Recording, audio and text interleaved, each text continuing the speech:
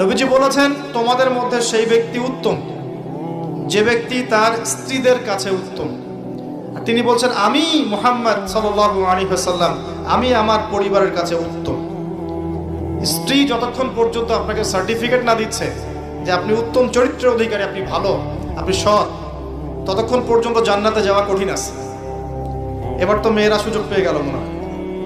স্ত্রীদের সার্টিফিকেট লাগবে। বাইরে ভালো থাকা সহজ, বাহিরের মানুষের সাথে ভালো মেলামেশা করা সহজ, বন্ধুদের সাথে, হ্যাঁ, তার কলিগদের সাথে, ওয়াজ মাহফিলে এসে, মসজিদে গিয়ে ভালো আচরণ করা সহজ। কিন্তু আপনার অধীনস্থ যারা আছে তাদের সাথে ভালো আচরণ করা এত সহজ না। স্ত্রীর সার্টিফিকেটটা অনেক বেশি ইম্পর্টেন্ট। এই কারণে যাদের স্ত্রীরা সার্টিফিকেট দেয় যে আমার স্বামী ভালো, আমার স্বামী সৎ, আমার স্বামী দানশীল, আমার স্বামী ভালো চরিত্রের মানুষ, ইনশাআল্লাহ তাআলা এই ব্যক্তির জান্নাতে যাওয়া অনেক সহজ হয়ে যাবে।